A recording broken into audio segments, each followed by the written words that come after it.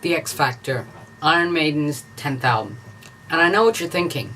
What's with the lights? Wouldn't have this been more appropriate for, say, their previous album, Fear of the Dark, seeing as it is called Fear of the Dark? But that album represents Iron Maiden Halloween, early 90s stage. Fear of the Dark is not a dark album. The X Factor is a dark album. This album represents one of the biggest stylistic changes Iron Maiden has ever gone through. And it's very interesting because it came at a very dark time for Steve Harris. He had lost his father, who had passed away at this time period. He's lost his wife to divorce. He lost Martin Birch, his producer. But probably most important, at least to the music, he lost Bruce Dickinson, which made his band ridiculously successful in the 1980s. Now his replacement, Blaze Bayley, is definitely a subject to talk about. Now Steve Harris, when picking a replacement, he didn't want to get another high screamer like Bruce Dickinson. He wanted to get someone that fitted the kind of music that Steve Harris wanted to write at the time. And here comes Blaze Bayley, previously of Wolfsbane. Now, Blaze Bayley's vocal style is a lot different to Bruce Dickinson. He sings a lot deeper, a lot more power-driven, a lot more emotional, and it's very epic, but not in the same way that that Iron Maiden's previous albums were epic. This is a different kind of epic. This is an almost tribal, emotional, and an epic that shows internal conflict. And it's definitely that shows in the music, the lyrics, and the overall style of this album. Now, as I've said, Steve Harris, after 1993, Bruce leaves, his band was basically falling apart. He lost Adrian, he lost Martin, and he lost Bruce. But he needed to get this low to completely rebuild his band. Every single album that they've done since The Number of the Beast has been the same. But when Steve Harris came to write The X Factor, he said, forget that. Forget everything they've done prior and start from ground zero and then work our way up. And what they worked to was The X Factor. Undoubtedly one of Iron Maiden's best records. Another big element is the length. This is the first album to have done in the major CD era, which is henceforth why the length is over 70 minutes long, far longer than any Maiden release prior to this. And this would serve as a major factor, a bad factor, further on down the line. But this album uses the length to create layers and create a lot more epic in structure, though, as I mentioned, not epic in the same way the 80s was epic, but epic in a different kind of way. Some of the tracks do sound a little bit repetitive, but the most of it uses the time to create atmosphere and build tension, to which this album is absolutely brilliant at doing. Also, few elements to mention before we get on to production. This album is by far Yannick Gerz's best effort in terms of writing. Now, he'd write a few more good songs down later in their career, however, he contributed to Lord of the Flies and The Aftermath, notably, which are some of the strongest songs on this entire album. And it's very good to see Yannick Gerz finally contributing some good music. On the previous album, he had some writing credits that weren't particularly amazing, to be honest. Another element is that this album is progressive, but I kind of said it was progressive on Seventh Son, but this is kind of a different progressive. A lot of time signature changes and a lot of progressive elements that really add to the complexity of this album. And this is probably one of Iron Maiden's most complex albums, maybe second to Seventh Son. But again, it's that style, it's that darkness, it's that deepness, it's that emotion that shows war, love, loss, all of these things. Now, this album is produced by Nigel Green, however Steve Harris would also play a role in the production, I believe. and it's very quiet, but I don't think that's a bad thing. It creates very interesting sound that's nothing like Iron Maiden's ever done before, but you do definitely have to crank this album up to really hear all the elements. But besides that, the instruments sound great. Yannick and Dave Murray finally have some really good chemistry. The bass is so great, and Nico is just pounding away, and Blaze is just doing his powerful, deep vocals that I just love. Blaze would never sing this good again until maybe the Blaze Bayley band, but that's further on down the line for Blaze Bayley's life. The artwork on this album is kind of reminiscent of the rest of the album. It's nothing like Iron Maiden's done before. I can't remember the name of the person that did it, but it's not Melvin Grant or Derek Riggs, I believe. And it's basically of Eddie being mutilated, and it's kind of dark and twisted, kind of like this whole album. And I just absolutely appreciate and love the artistic direction that they took. However, in a way, the album cover is a little bit unappealing, but you just appreciate how much artistic value there is, because it just shows so much and is so greatly relating to the album in what it's showing and how dark and twisted it is. And this album, differing from what they were doing on the previous two albums, finally has some variation. This album has an 11-minute epic and has just such variation of tempo, of different effects. It just feels like an album that feels like Iron Maiden worked at. This album, they spent a year, that's right, 1 year recording this album. On prior efforts in the 80s, they would spend no more than 2 months. And it really shows how long they spent on this album. This is the first time they would do 3 years that Iron Maiden would go without releasing a studio album. And it really shows because you feel how low Steve Harris went, and when he rebuilt Iron Maiden after hitting that low point, you can tell just how much time he and the rest of the band spent on this album, making it one of Iron Maiden's best. But basically, forget everything I've just said. One thing you have to know: the writing. The band was at a musical writing high. Now, I don't know what it is. A lot of people would say they had their music writing peak prior to this, but the band just struck gold.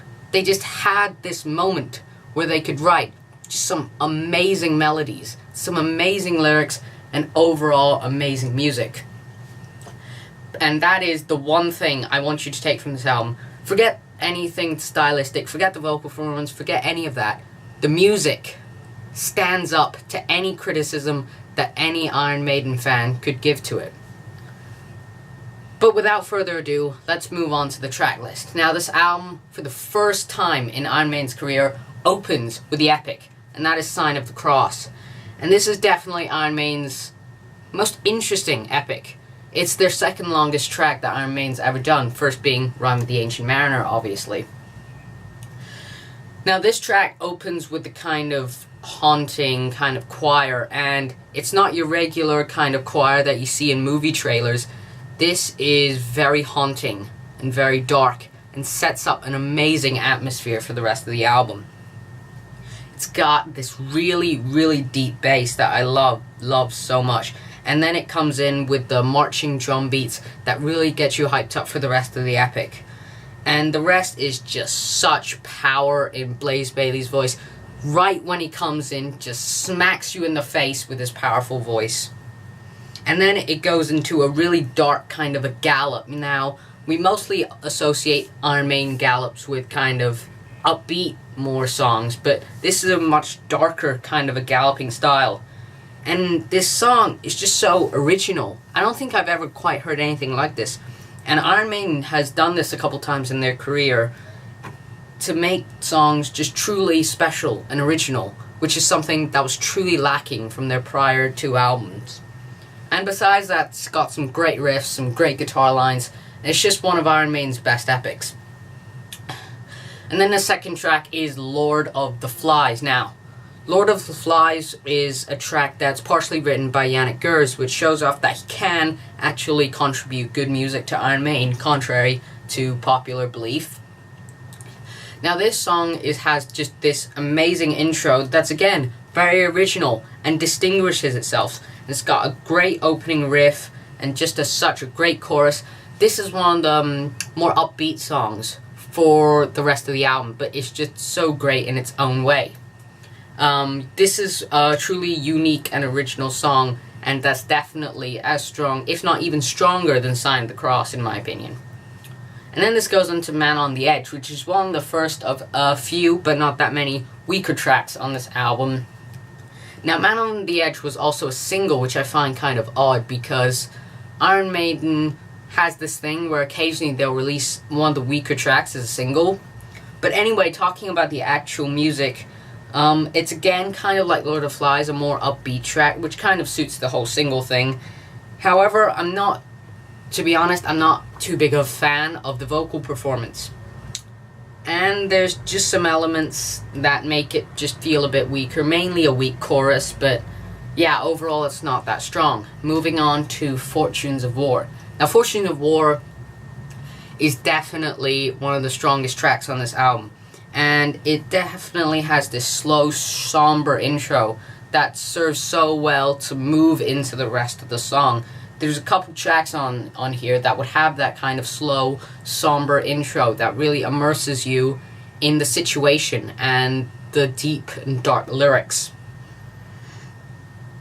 And overall, it has some really emotional vocals and really good guitar riffs, and it's just so great at building up, you know. A lot of these songs are quite long, but they're just so good at building up. And this is the first of many songs on this album that have some meaningful lyrics. That was something that was lacking on their prior two albums, especially with No Prayer for the Dying. Now they're finally writing some really meaningful lyrics that you can really immerse yourself in. And then it has the outro is actually the same kind of instruments as the intro, which I also really like, kind of the slower section serving as the bookends of this song, which I do quite like. And the next song is Look for the Truth, and this is a bit of a weaker track, but it's still very good. And it has a very somber intro, kind of like Fortunes of War. And it's got a pretty good groove, but again kind of suffers from a bit of a weaker chorus. But anyway, it's still a good track. And then the next track is one of my favorites, and that is The Aftermath. And this song is actually really catchy, which is something that I haven't said a lot, and won't be saying a lot on this album, because this album is such musical genius, and it's so brilliant that catchy doesn't quite cut it. But this song is actually extremely catchy. And it's just so powerful, you know, with the lyrics and with the music and this groove that's just so great. It's got a great guitar solo, and it gets pretty fast too, you know. This album in a lot of ways is quite slow for a lot of the parts, but it can definitely be pretty fast too, which exemplifies what I was talking about with the whole variation element, that it's not just one thing. And then this goes into Judgment of Heaven, which is another one of the slightly weaker tracks, but the weakest tracks are still much better than anything they were doing on, say, the prior two releases. And this, you know, it's still got a great riff and is pretty upbeat, but overall it's not quite as brilliant or as genius as some of the other tracks. And the next track is Blood on the World's Hand, and this is another great track. It's got a really haunting bass intro that's very almost uncomfortable, which I know sounds like a bad thing, but it reflects what this album is and what it is for, say, the soldier or a person that's going through a very dark time, like Steve Harris, or a soldier fighting in a war.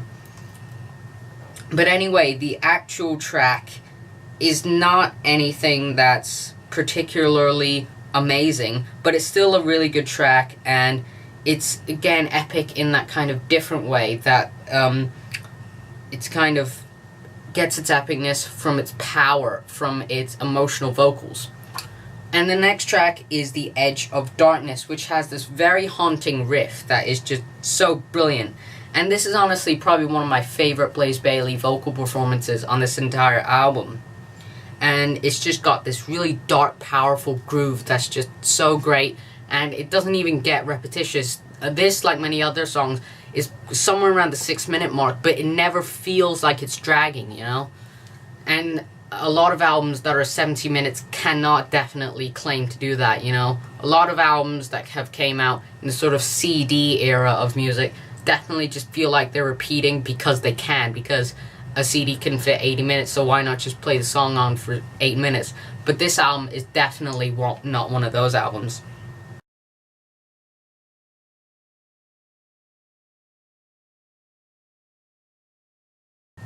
And that concludes the track list. Now, I'm going to spend a little bit of time just talking about the Blaze Bayley era, whereas on my next album review, Virtual 11, I'm going to stick strictly to just that album. Now, Blaze Bayley, as I mentioned, is an incredibly different singer, and that's what Steve Harris wanted. He did not want a clone of Bruce Dickinson. He wanted someone that distinguishes himself and is different from Bruce Dickinson. And I have no idea why a lot of fans can't seem to accept this. A lot of fans, when it came to this album's release, completely rejected it simply based on the factor that Blaze Bayley isn't the same style of vocalist as Bruce Dickinson. And this is an absolute tragedy, and this kind of speaks for the whole album. This album charted at number 8 in the UK. Now, all the albums prior, since Killers, has charted either 1, 2, or 3. And their album after this would chart as 16 in the UK, which is even lower than Killers. And this is just a pure tragedy, because these two albums in the Blaze Bayley era, but this one in particular, are some of Iron Maiden's greatest. But it's great for a different reason. And I don't think a lot of fans can appreciate this, although I definitely know that some can, is that Iron Maiden is one of my favorite bands of all time because they're able to make good music in different forms. Take Powerslave. That was just amazing, upbeat, high screaming vocals from Bruce. Everyone else is just playing at the best they'll ever play. Seventh Son. Great, more complex music, more studio effects. Just an overall great concept album. X Factor. This album is just dark, deep, and powerful. And I want those 3 words to stick in your mind. Dark, deep, and powerful. That's what you feel when you listen to this album. You can't just put on this album like you can put on Number the Beast, Peace of Mind, or Powerslave. You really have to be in the right mindset to listen to this album, because not only is it 17 minutes long, but the subject matter is incredibly deep and is worth your concentration when you listen to this album.